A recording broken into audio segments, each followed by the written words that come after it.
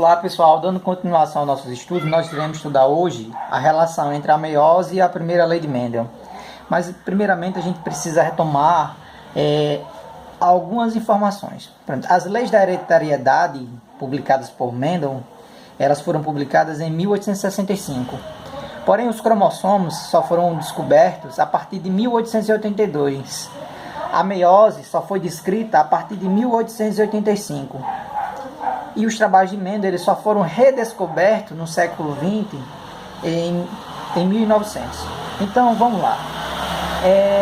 A primeira lei de Mendel diz que os fatores que condicionam uma característica separam-se na formação de gametas e que cada fator é puro em relação ao outro. Então, quando nós analisamos, o cruzamento mendeliano para uma característica, você observa que cada parental, cada genitor vai doar metade do seu material genético.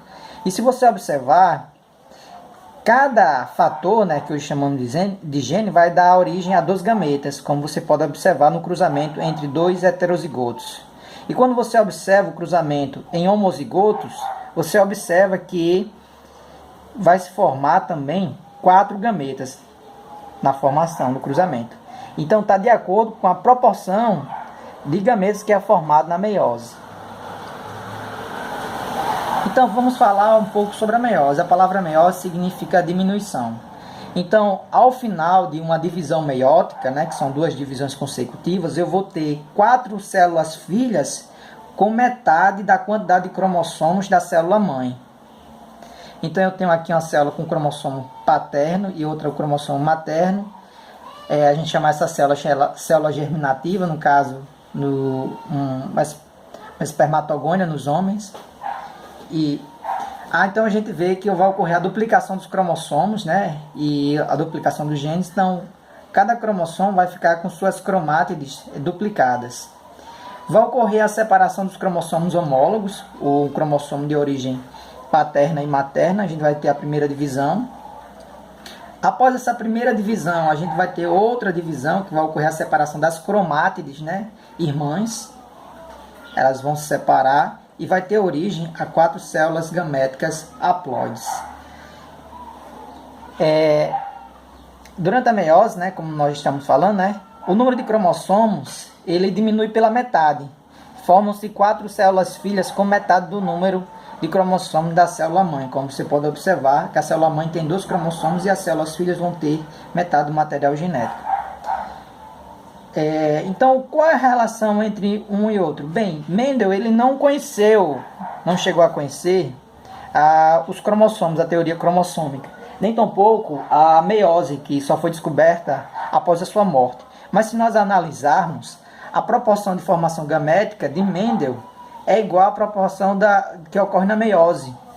Apesar de ele não conhecer esse processo de divisão celular, ele já supunha que ele existisse. Como você pode observar, segue a mesma proporção.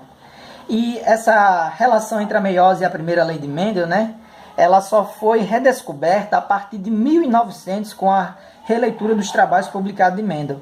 Então, após essa redescoberta, em 1902, Sutton ele notou uma surpreendente semelhança entre o comportamento dos cromossomos homólogos que se separam durante a meiose com os fatores imaginados por Mendel que se separam durante a formação de gametas.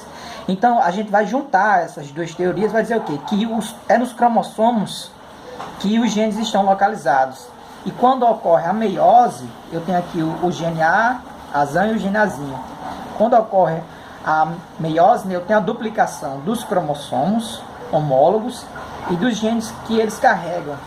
E no final da meiose, vou ter 4 células haploides com um cromossomo carregando um gene para cada característica. Espero, pessoal, que vocês tenham gostado dessa aula.